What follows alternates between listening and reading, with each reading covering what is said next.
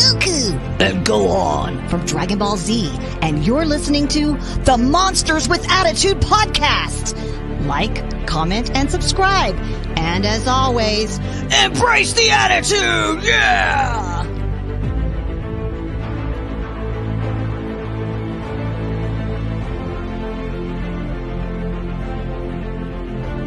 Hi, this is Alan Henry. I play King Kong and Sky King in the Monsterverse, and you're listening to the Monsters with Attitude podcast. So, like, comment, and subscribe, and remember, embrace the attitude, yeah!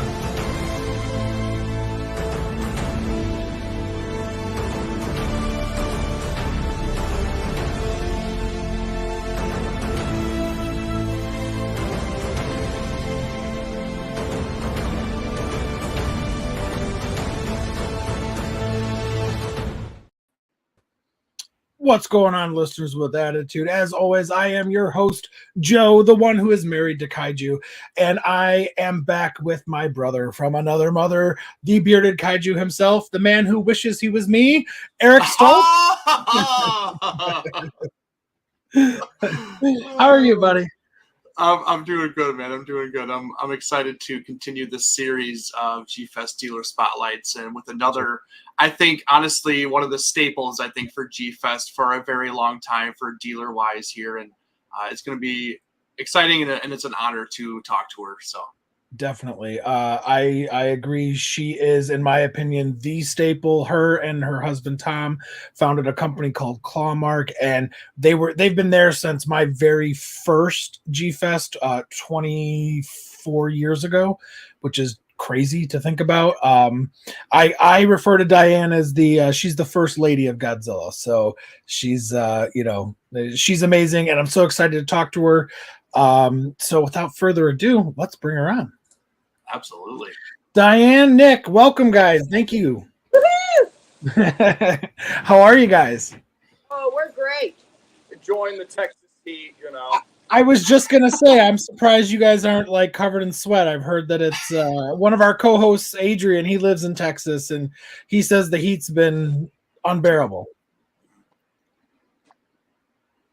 So I decided we'd be back here in my lovely backyard in my koi pond. You'll hear a little burbling, which is water. All the toys right here. No, that's fine. It gives ambiance. Yes. Of course. So I want to start like we always do with all of our guests. I want to know how you became. I'm going to talk to both of you guys. I want to know how you guys became Godzilla fans. What are your earliest memories of Godzilla or Tokusatsu? Diane, do you want to start? Sure. See this little guy? Yes. He's my very, very first ever Godzilla that I got in the 80s. And I love him, and he's traveled with me everywhere. So he's my very first. And of course, I saw some of the movies as a child, on TV. And little did I suspect as a child I was going to end up moving to Japan. So, of course, that's the land of Godzilla. Right. And how right you were, because you did end up moving to Japan. Yeah. I was there for 12 years. Yes, that's amazing. That's amazing. And so I did a little introduction for Diane. How rude of me. Nick, please. And we were talking off stream, and you actually help run the, is it the video games of G-Fest, or is it? Yep. So please tell us about that, and tell us a little bit about yourself. Okay. So I got into Godzilla when I was very young. I was about 5 or 6 years old. And my dad used to take me to the Smithsonian up in Washington, and we'd go see dinosaurs and dinosaur skeletons. And one day I was over at my grandfather's, and they were showing the first Godzilla movie, Raymond Burr, the American version of the Nice. And while I was, my grandfather was talking about the implications of the movie about World War II, the little metaphors and stuff. I didn't understand what he was saying when I was a kid, Sure. As I got older, I got to understand it more. But, he was saying stuff like, this movie's very important to the Japanese Japanese because this is an expression of how they felt from the war. At least that's how I saw the 1954 Godzilla movie, or 55. I'm sorry, Rainbow. And 56. 56. There we go. And then after a while, I found out about G-Fest as I got older because I started looking online to find out like just if there's any Godzilla events.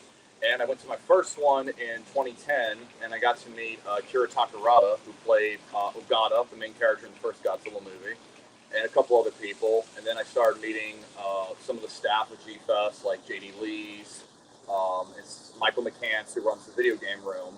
And then Michael got me in as one of the mechanics for the consoles and stuff to help like get the tournament running. And I'd also help like monitor the tournament, make sure none of the equipment was getting stolen, making sure, hey, if like someone finished a battle, we crossed them off the list for the tournament and so on. And from there, now my buddy Jonathan Hernandez is running the tournament, and I'm the second runner-up next to him, along with my friend Agu, and we're now running the whole entire video game tournament at G-Fest. We're going to be hosting a Godzilla Save the Earth tournament for the Xbox, a Gigabyte, which is the new PlayStation 4, PlayStation 5 Kaiju big battle game that came out. It's got Ultraman, Godzilla, and a couple other stuff, like original monsters. And then we're having a Godzilla Battle Line tournament that's like one of the mobile app games. It's a mobile app game tournament that we're having, which is the first ever of its kind at G-Fest. So there's a lot to be excited about.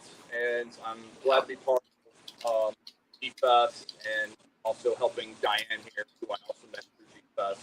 I was a big buyer for toys and books for a few years. I've been buying her stuff for about 10 years now.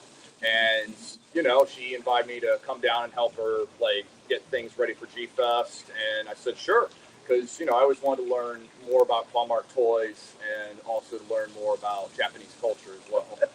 Diane's a wonderful. Absolutely. I've been learning a lot, as I said here. Absolutely. I feel like Diane has probably forgotten more than 90% of the fandom will ever know.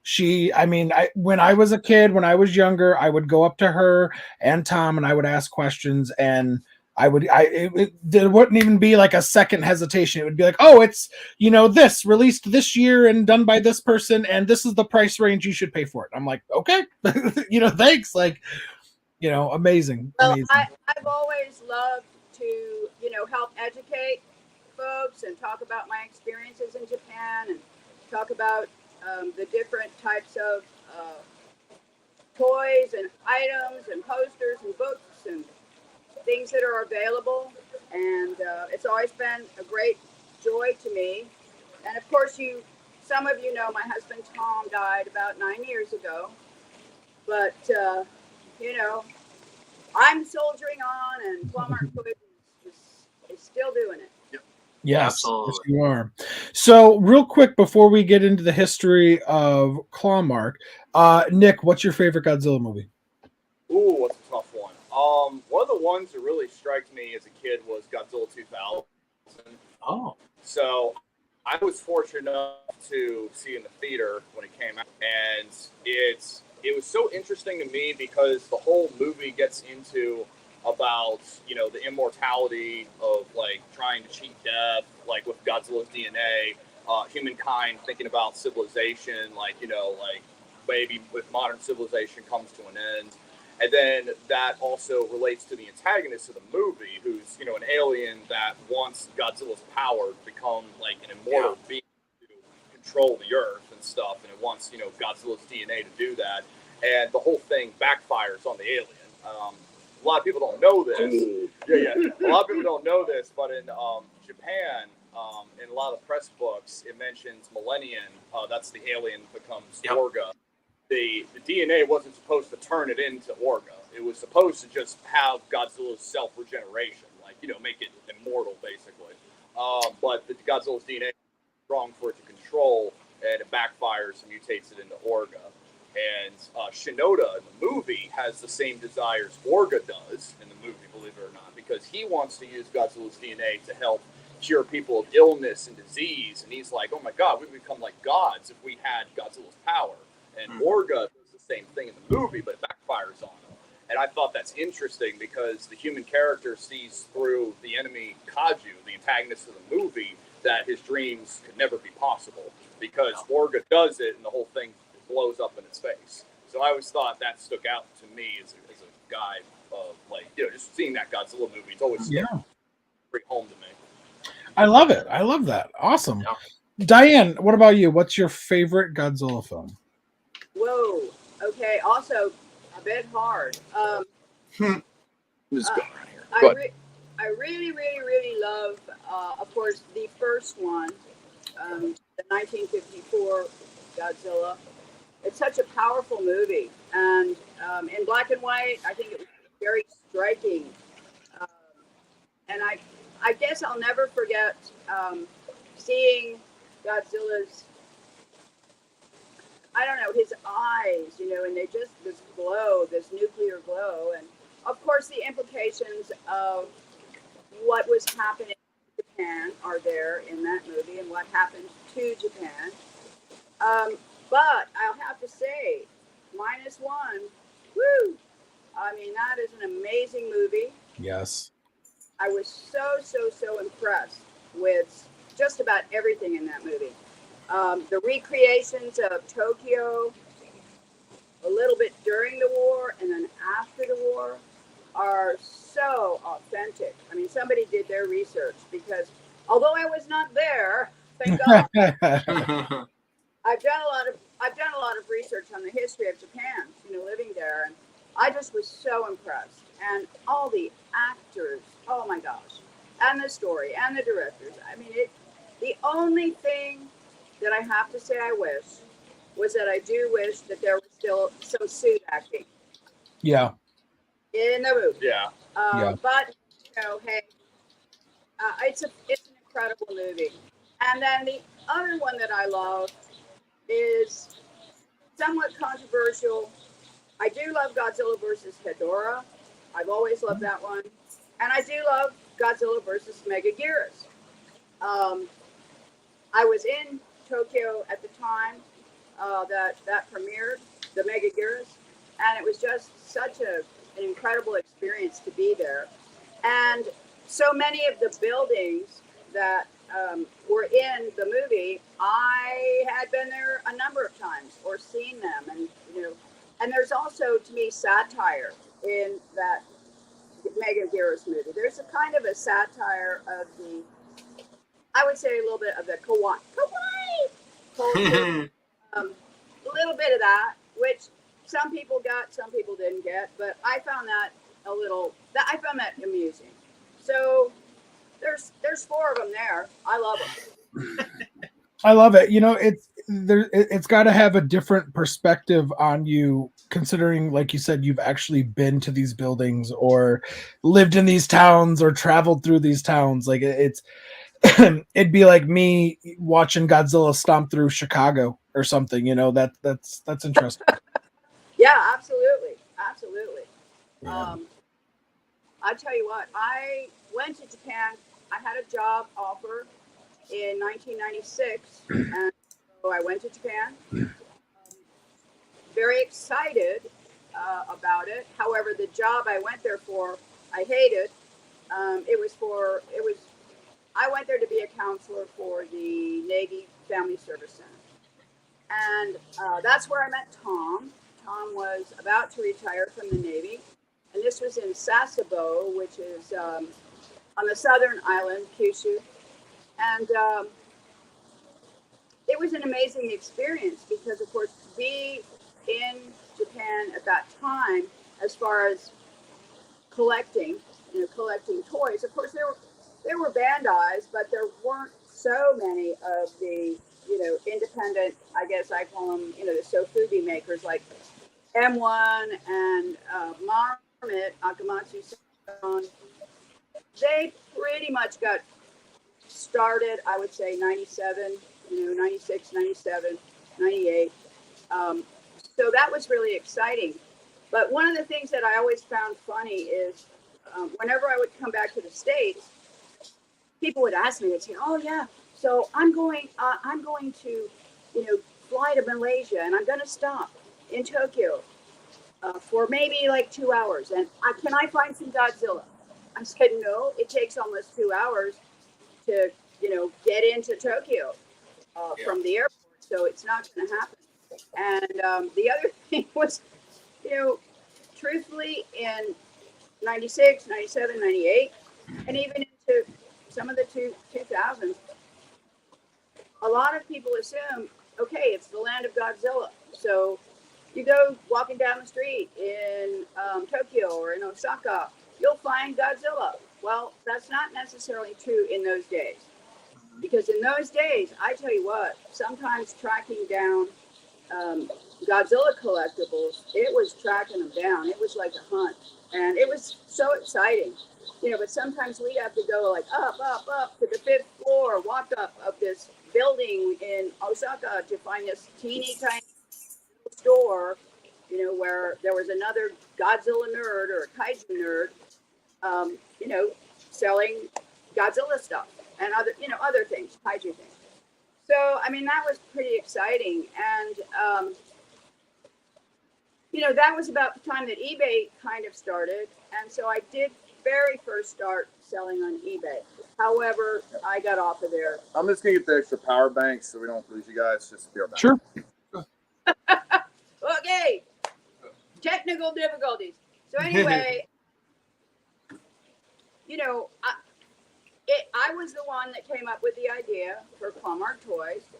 I saw an opportunity to offer collectibles to folks that had a hard time finding them or getting them. Yeah. Because of course now, and we know with -1, oh my gosh, it's just been an explosion of stuff. I mean, and over the years, for me with Clawmark, of course, I have to change how I do business. When I started, people weren't, using social media much, and they certainly weren't. Yeah, I mean, YouTube was going, and there was a little bit happening, but so of course I had to do it, mail, having a website, and people would contact me and say they wanted whatever it was, and I'd get it shipped out, and it's been an incredible experience for me and an adventure, and it's still going on. It's continuing. I love that. And, that's fantastic. I do have many, many, many stories about meeting various folks over in Japan, some of whom are no longer with us. Kubo-san, Nagano-san, Nakano-san. And of course, I met Takarada over there, and I met quite a few other, tokusatsu actors and actresses. I had the pleasure of meeting Kumi-san Mizuno, and she's a gracious lady. It's a shame she really doesn't. She kind of stays to herself, but she's such an incredible lady, and I guess that's why she's not particularly interested in, maybe coming to America. Yeah. Which is a shame. Yeah. But anyway, so yeah, I could talk for a long time about various. Diane, that's one of the reasons why I love listening to your stories. I'm always learning something new or finding out something that I never knew. I love that. So you got some goodies here that you're going to be selling at G-Fest. Yes. Would you like to start with anything in particular, like to show off and give a little bit of info about it? And Sure. We have my little dog Jordy here. Running around. I will not sell him. Okay. Only. oh, Diane, What? that's amazing. Only because I have 2 of these. Okay. I'm to part with one of these wonderful Millennium stuffed Godzillas. And he has his original tag. He has not even been, he has his bags on his claws. I have seen that have been around a little bit, and unfortunately, you know, the teeth and some of the claws get a little bit dirty, but this guy is Wow. And I will tell this story too. Their Bandai had 3 sizes of this Godzilla made, but one of them was over 6 feet tall. It was immense, and they only made about 10 of them. And then with these, I don't know, they made probably about, you know, 400 or 500, I think. But Tom and I actually came across in our wanderings the 6-foot one, okay? And Tom had to have it, but we had to get 3 other friends, okay, to carry this dude, carry the big Godzilla into our van, and off we went. And I can't, you know, truthfully, I think I must have sold that at some G-Fest, but I don't remember which one. And sometimes I regret it, but man, he was just so huge. And one of the things too I love is being able to, hopefully a lot of my kaiju pals get sent to really nice homes where they're appreciated. Yeah. So he's going to be there. Oh, wow. That's amazing. So next, although you might not be able to see him real well, Shara Jarushi. Sarah Jarushi with the ukulele, and this fellow will be there. He's pretty amazing. I was really happy to see that somebody made a sofubi of that photograph. Yeah. Really cool. Okay, here's another one. Some of these dudes, I don't want to part with them sometimes. As I said, Hedorah is one of my favorite kaiju. And I think CCP seems to do, of course, many makers make Hedorah, make figures. And there are quite a few that I love. I mean, Marmot's done them, Marasan's done them. But I think CCP, for some reason, has really, really got, they've really been able to capture Hedorah, I think. And they've done, of course, many, many, many colorways. But, of course, I love this guy because he matches my hair, sort of. And then we have Amaru-san. So Green Eyes Hedorah is what it's called. Yeah. And he's quite the guy. I'm going to have several other in the Maru-san series of older sofubi. Okay. We have him. Of course, we do have the Tokyo SOS punching bag. Yes. Wow. That was noticed by several people on the stream already. That's for sure. Yeah. One of the things that I was very privileged to be able to do because I lived in Japan was actually to find some collectibles that not too many people found, and especially in America. And I have sold items that I found to Yuji Nishimura, for example, M1. He's bought some posters for me, and he's bought actually a couple small original Bullmark figures. But so I was very privileged to get many, many things there that I can offer to folks. And as I said, some of them are hard to part with. Where'd you find that punching bag at, Diane? I believe it was in a theater. As far as I remember, it was part of the display, for their theater goods. Almost every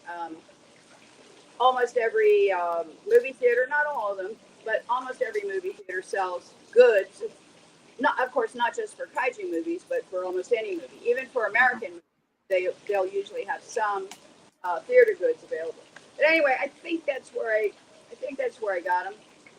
Tom and I became friends with, I don't know, 4 or 5 theater owners while we were living there. And so, I was able to acquire some things that not everybody can acquire. Yeah. And over the years, I mean, you know that, Joe. You've got that great standee. Yes, ma'am. So we got him. Now let's see. Okay. This is a good one. I also love Series. I love the Godzilla Forever series, and I actually have 3 of these. I probably won't bring all of them. I love this figure, and I really am very careful to make sure that my things that have the translucent vinyl don't get in any kind of sun or anything, you know. And he's quite something, and he has a really pretty fine tag, I have to tell you. It's very, very nice. So he's going to come with me. Get some better footage of him. Oh. There you go. Go ahead. Okay. So, of course, I will have some of the lovely, incredibly ocean-colored blue, the theater exclusive from -1. I have a couple of those, but I imagine they're going to go fast. For sure, Godzilla -1, I feel like is going to be super popular this year. Super popular this year.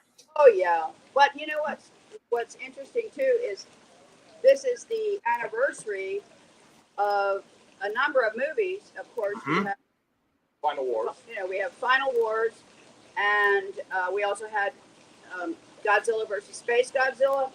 Yep. I have some of the large. We're talking large. Oh. Well, actually, this is not the largest poster I've ever had, but I mean, I'm going to be bringing some of my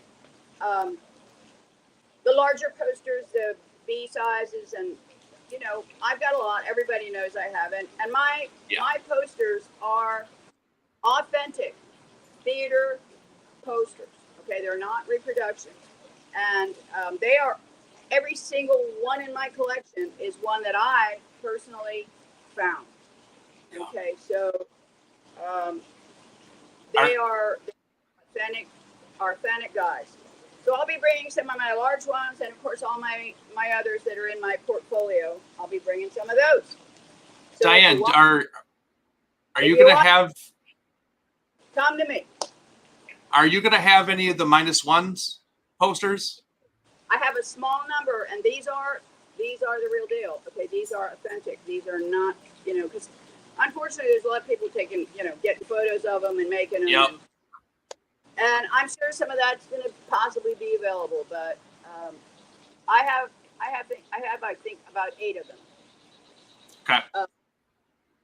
And Of the B-side size, Diane?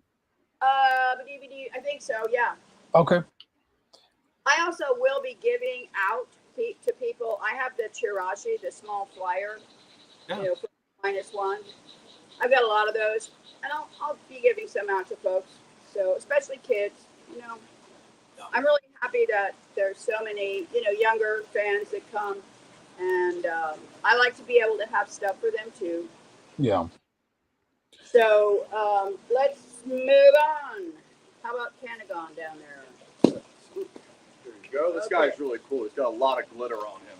Yeah, I don't know if you can see his glitter, but he's pretty nice. Marasan. He's pretty. Marasan. Oh yes. I think it's a 450 size.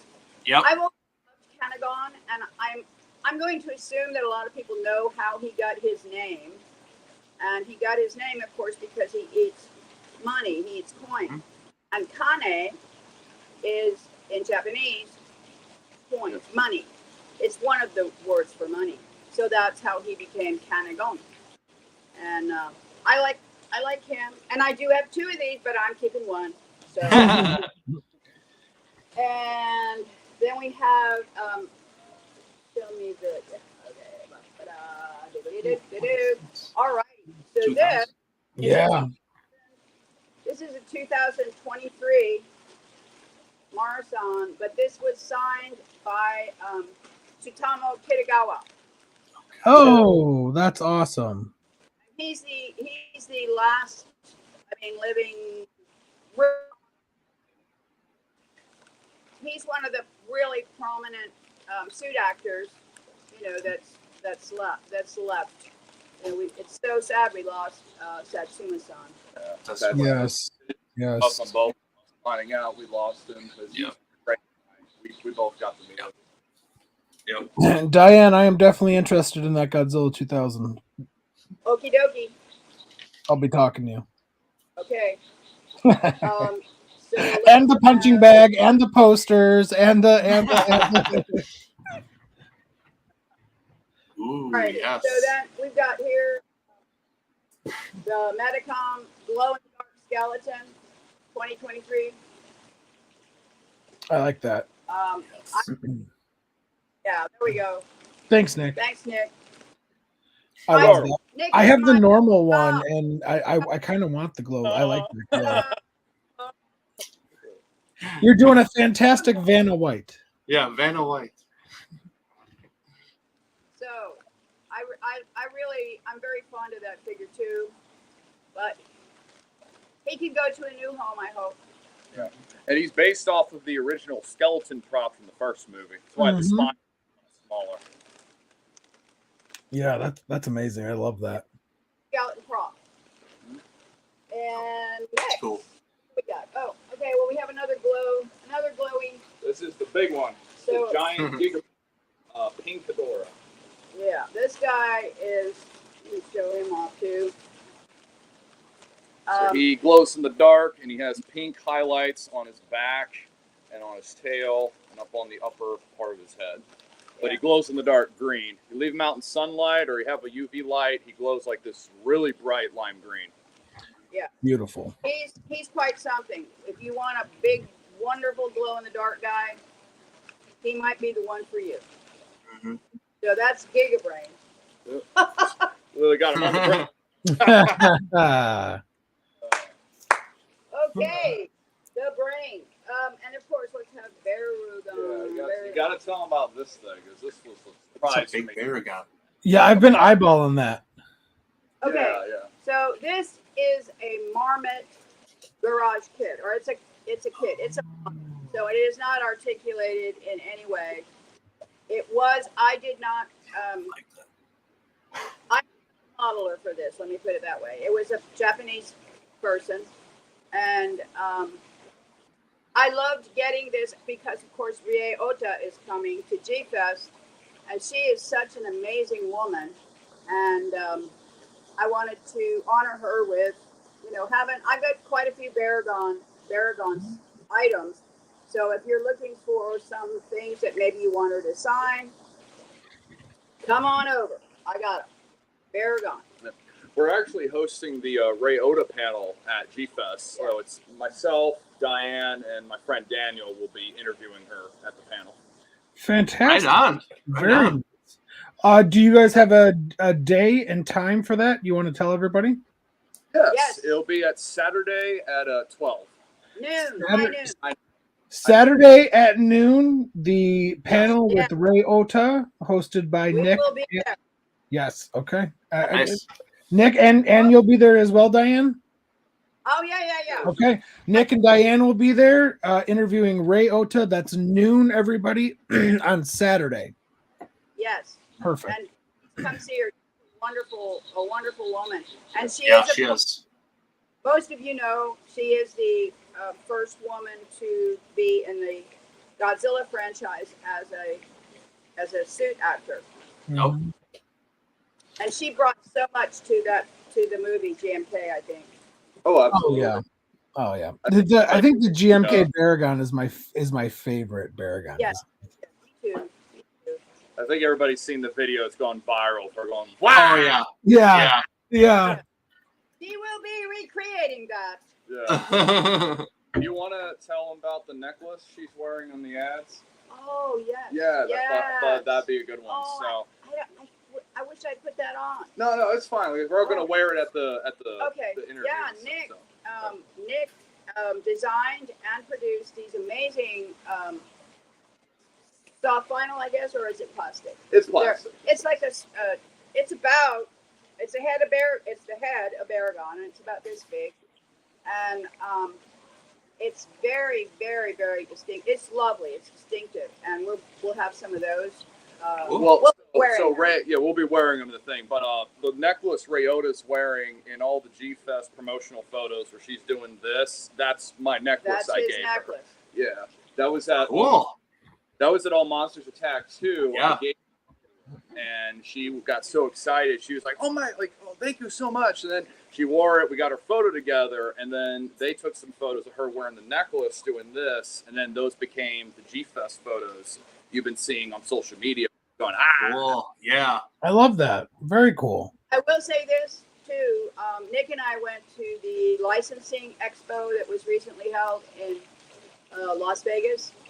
Oh. I don't gamble, so I could care less about going to Las Vegas, but it was really interesting to attend. And I will say this: he had given me a necklace to wear when we were talking to some of the various people, and when we talked a bit with the Toho folks, they really remarked on the necklace. So who knows? We might. yeah, it might become an official thing, maybe. Maybe. That would be so cool. That would be awesome. They did really like that, so we'll say. But, Of course, it might have been my hair that they noticed first. I don't know. I love that. We got bat rat. Oh yeah, the bat rat spider. Yeah, there you go. Yeah, so you put him up And there. I'll pick this one up. Yeah, okay.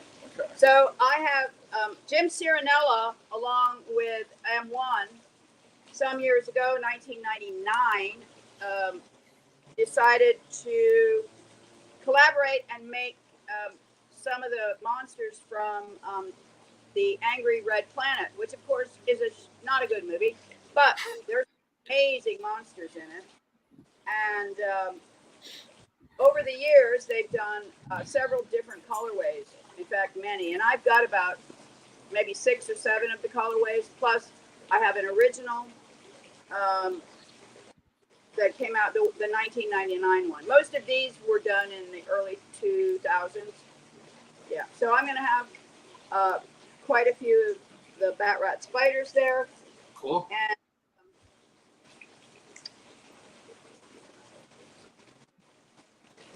I have to say that was an amazing collaboration with them, you know, and then he did the Reptilicus also, which I believe I have, I believe I might be bringing 1 or 2 Reptilicus also. Excellent. Okay. And you know what? We can all sing Tivoli Nights, the song from the movie. Yes. The bad movie. Okay, what else we got? Oh, the other thing that I wanted to talk just a teeny bit about, because I actually, for the first time, this is going to be my 26th G-Fest. And for the first time, I think I'm going to bring a few of my kaori, which are the overcoats that are worn when one is wearing a kimono. Okay. I have quite a few of these, and they are really exquisite. And I have one that I'm wearing, and I have probably, I don't know, gosh, I must have 50 of these things, along with many beautiful obies and all kinds of incredible stuff. But I know there's a couple ladies that might be interested in some of the kaoris. They really look very nice on, and it's a very distinctive piece of clothing. So I think I'll be bringing a few of those. Very nice. What else we got? I think that, Archimedes. Oh yeah, Archimedes. Yep.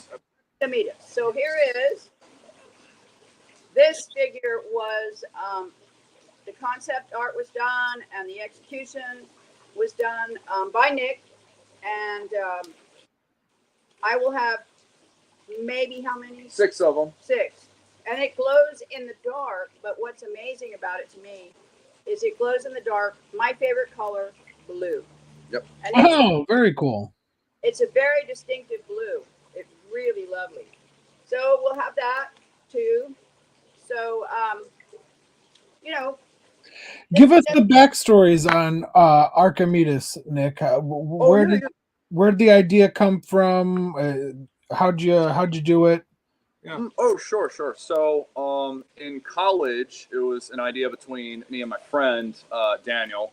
We were deciding on a giant monster design, and originally it was a cyborg-looking owl. He had like only 2 long arms that would have been his legs, a biomechanical like wing that kind of looked like pieces of like a jet wing with some other stuff, and then the headpiece had a Valkyrie's helmet, like a concave eyes that had glowing like particles in them, and then like an owl beak and stuff.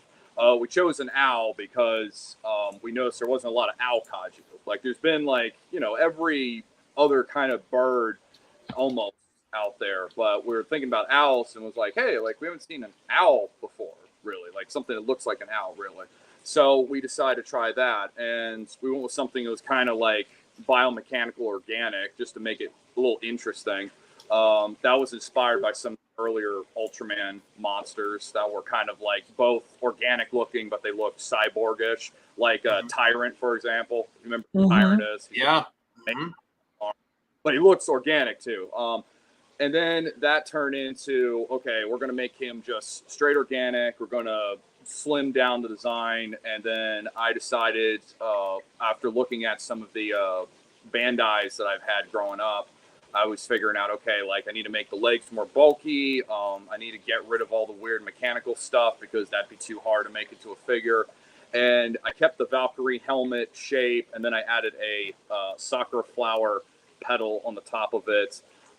This guy's actually now used as a mascot for a website that I made along with my friend. It's called Sakura Central, where we interview different people from the anime kaiju community, and then we also post some news from a bunch of different distributors like Toho, and we also have a collab with Sci-Fi Japan currently, where we get press from Toho in Japan report on them and stuff. So this guy's an awesome website.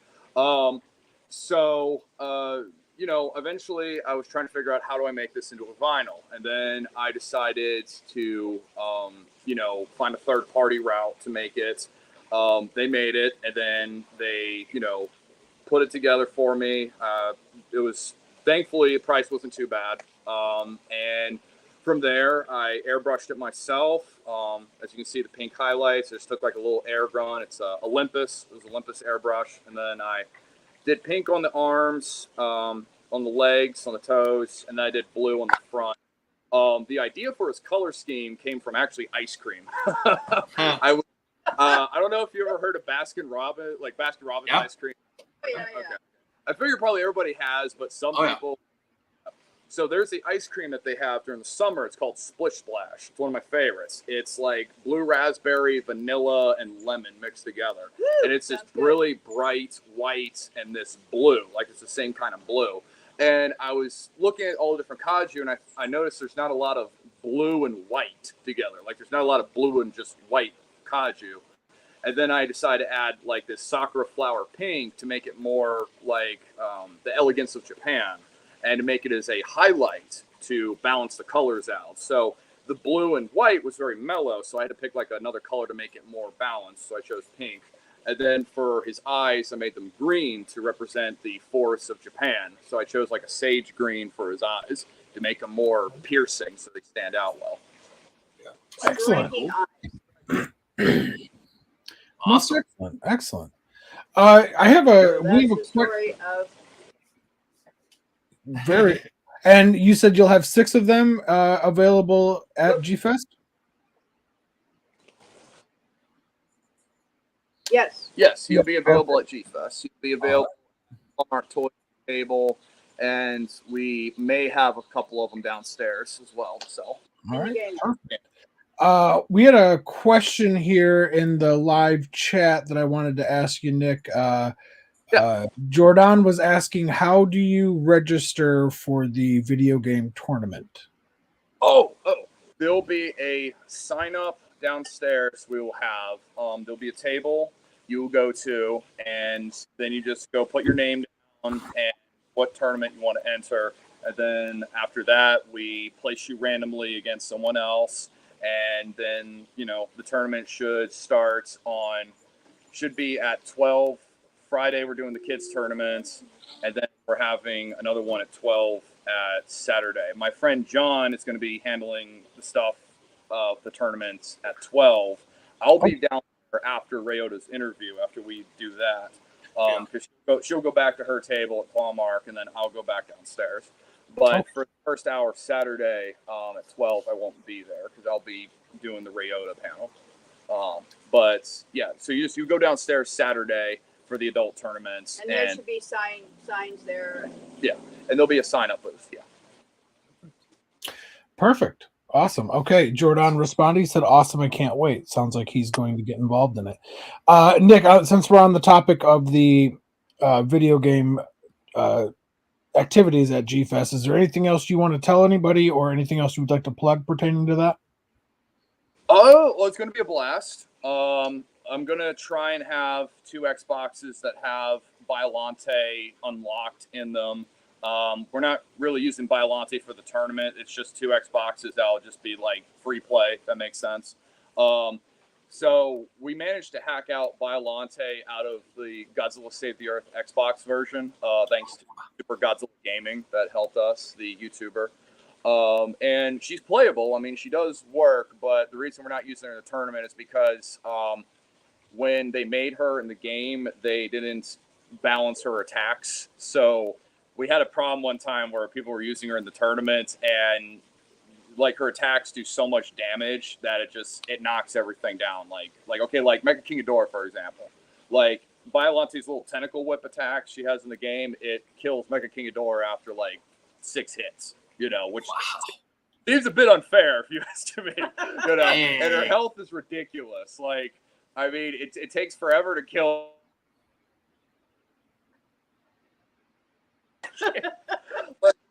It takes forever to kill me. Like just using any of the monsters, like any other monsters in the game, it just forever to get rid of her, like just to kill her and stuff. So it kind of feels like if they were using her, it would just be like kind of cheating. So we just said, we're just going to keep it to all the other monsters, and Biolante will have as like a free play thing, and that's it. Okay. Like excellent. Battle and do stuff in their spare time. Yeah. Cool. All right. Perfect. Diane, anything else you would like to show off, or anything you would, if you don't have to show off, anything you would like to tell people that you're going to have at the show? Your dress. I said it. I talked about it. Oh, okay, got it. I already talked about it. Okay, right. Anyway, I think I'm excited because this will be my 26th, and we'll see what goes on, and we will have a lot of stuff as usual, and for the very young folks that come, you'll always get something. You can get a prize at Clawmark Toys. I love to give out stuff to kids, and it's a big joy for me. It has a lot of stress for me too, but it's a big joy. Yeah. So we will be right there as soon as the door opens. We're on the left side. So perfect. Eric, any other questions pertaining to the products? I do have one last question I want to ask at the very end, but pertaining to collectibles or anything, Eric? No, just just excited to see you again. You're always kind of the collector that brings the most unique and non-normal kind of things, which is really nice to see. Like it's nice to see that difference, in this big expanded dealer room and stuff like that, where you're just known for these unique and different collectibles, which is really cool. And I always get a joy just going up and just looking at your table, looking at all the different things. It could just be from the punching bag to the standees to your normal Bandai, or to different Safubi that no one knows about and stuff like that. Like, I love the variety that you bring, and like, I think one of your biggest staples, I think, is your posters that you talked about. Like, I love those gigantic posters that you can just open up and you can see all the movie posters. And I have bought plenty from you over the years, honestly, and that's why I had to ask about the -1, because I have been on the lookout for a -1, but I'm very leery on buying one online because I don't trust a lot of people and I want it authentic. And I know you do nothing but authentic stuff. And so I just had to ask that. So Absolutely authentic. You know, and I have to say, I find it a little distressing, you know, with all the, I mean, everyone loves -1, but man, there's so many people making stuff, and yeah, you know, a lot of it's not licensed, and that's kind of too bad. But I can tell you what, everything that we have at Clawmark Toys is licensed and authentic. And usually, I bought it myself when I either live there or when I go back over there. Because I go back over there, you know, I try to go if I can once a year. This year, I went last November. Yeah, I went last November. And of course, as most of you know, yay, at least for collectors, the yen-dollar exchange is pretty darn good. yes. I've never seen it like that. Even when I lived there, it was never like that. No. So it's a good time, you know, to be looking for kaiju in Japan. Yeah. And of course, there's a lot of it. I think there was one more thing I wanted to say, but you know, I tell you what, remember, the mosquitoes are coming out on my patio here.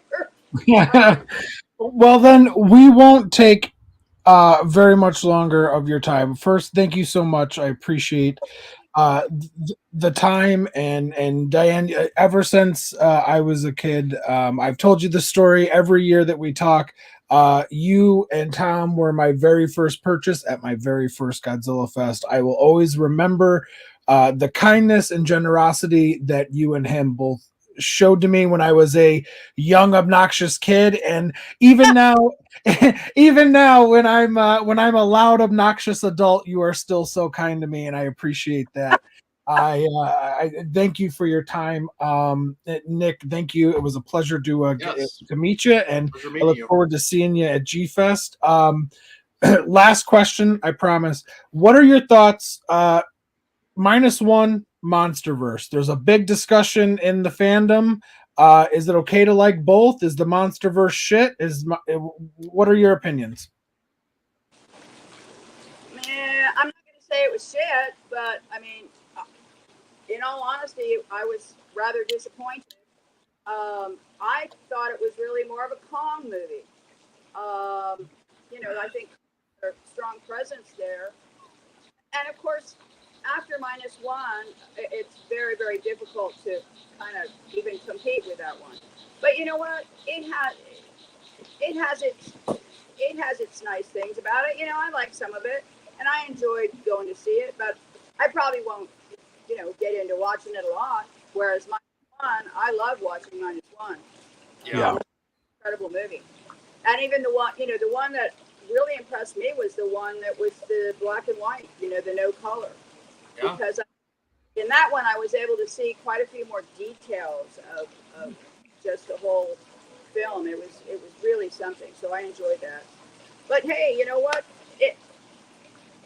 I think everybody should have their own thing. You know, if they feel like they love that one. I mean, it was the big controversy with, you know, in the 1998 TriStar, and that wasn't a Godzilla. And hey, it wasn't, but I still think it was a pretty good movie. Yeah. So, my opinion, I mean, I loved -1. The Monsterverse, it's okay to me. Like, you can like both. It's just, I think I'm more interested in what Toho's doing, because it's -1 got me on a personal level too. Because my grandfather was actually in Bikini Atoll and the Kwajalein and Weetok, Marshall Islands, which is where Koichi was at the beginning of the movie, near those islands.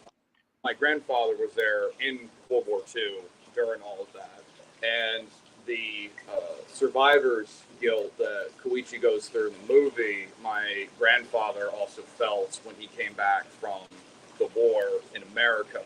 So a lot of the main character in -1 reminded me a lot of my grandfather a lot. But it's the other thing too is that the movie is just it's beautifully shot. I love the story, and I like this idea that they've sort of taken both the Cold War elements from Godzilla, but mixed them with World War II a little bit as well. So Godzilla is like a metaphor for the hydrogen bomb still, but he's also the metaphor for like post-war trauma too.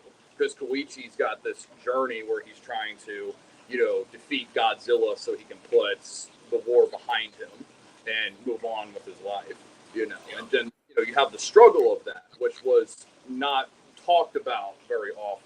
In fact, it wasn't until I think Band of Brothers, The Pacific, and a lot of the Steven Spielberg works.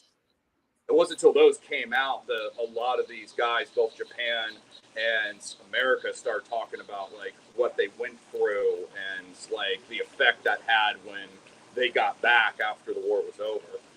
So I think it's amazing that -1 manages to realistically capture that, but also still be a good Godzilla movie too. And I'm really looking forward to see what Toho does further on. I'm kind of hoping that this might turn into another series and story with it, because I feel like kind of what made Toho decide to put Godzilla into hibernation was that Japan wanted another continuous Godzilla story of the Millennium series, and we didn't get that except for the 2 Hero movies, because the Heisei movies did actually really good in Japan, but the Millennium series wasn't able to capture the magic that those had with the Japanese audiences at the time, unfortunately. Yeah. Yeah. So what did you think about, I will say this, in the Godzilla Kong movie, I did like Shimo. I would have liked to have seen Shimo a little more. Mm-hmm. Yes, I would like to see. Yeah, and Dope Pope designed those, that Shimo and the Tiamat. Yep. I believe he will be attending G-Fest. He will. Yes, He will. Yes, he will. Actually, we had him on the show a few weeks ago, and we talked about his work on the MonsterVerse and Tiamat and some figure designs he's done. Great guy. Can't wait to meet him in person. Really, really nice guy. Yeah. And Yeah. Oh, absolutely. Actually, I was going to have one more thing I was going to announce, which was at 12 Friday. I kind of forgot because, it's a nice panel, but the Ray Oda thing distracted me. So, myself and Daniel, and my friends, we're going to be hosting a Islands of Godzilla panel at 12 Friday, and that's about the different islands from the Godzilla movies from the South Pacific. And I have some photos my grandfather shot of Bikini Atoll before the hydrogen bombs hit the island. Wow. Yeah, and I'm actually going to be showing some of those. And it's going to be actually really, really interesting, because there's a lot of historical stuff people don't know about the island Godzilla's from, his home, which is Bikini, and the other islands surrounding him as well. As long as Infant Island, there's a lot of really cool little real life details behind some of this stuff. Yeah. A quick one I can tell you right now is that all the coral underwater when they did Crossroads, which is the bomb that mutates Godzilla, it's the same one, it mutates him in -1. All the coral surrounding the bomb radius after it went off, it actually had no radiation effect on it. So the coral had no radiation poisoning on it at all. They took samples of it and they couldn't find any leftovers of radiation on the coral. It broke it apart, but the radiation did not stick to the coral, which is very interesting. It's they still can't quite figure out how that happens, other than the fact the coral surrounding that area has some sort of resistance to nuclear radiation, which is interesting. Wow. It's crazy. Fascinating. Well, make sure everyone checks out both of the panels, the one on Friday and the one on Saturday. Check out the exclusive figure that will be at the Clawmark booth, as well as all the goodies that Diane will be bringing, as always. Once again, guys, thank you so much for your time. Thank you guys for coming on and showing some of these goodies. Diane, it's always a pleasure. I can't wait to see you in a few weeks. Your lovely wife coming with you. What? Say that again? Is your lovely wife coming with you to G-Fest? Oh, of course. Of course. Yay! She's excited. She loves G Fest. I mean, honestly, like she's not like huge into Godzilla or anything, but she loves going and saying hi to all of the people that we get to see once a year, and just talking and having a drink on the patio. And Tell her to come see me. I will definitely for sure. Oh no, we lost them. Well, at least it was, I guess, at the very end, everybody. Unfortunately, they were saying they were having to charge their device that they were on. Maybe it died. Unfortunately, that's the way we got to say goodbye. That's the way it goes. Yeah. All of you guys, make sure you check out Clawmark Toys. Diane always has some of the best, most unique stuff at the convention. Great person, super honest. As always, she does not sell reproductions. She does not sell bootlegs. She does. She has authentic, licensed material, and it's usually in some of the best condition at the show. So, with that, Eric, anything else?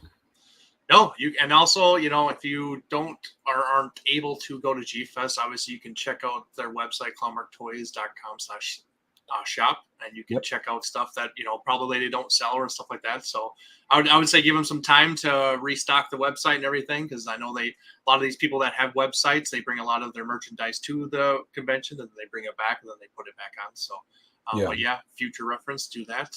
Other than that, check us out at G Fest this year. We will be there repping the NWA and everything. So go check out, say hi. We'll be working at the Beasts of the East collectibles, tables like that. So come say hi, buy some Bandais and Monster Arts and anything else you can find there. That's it for me.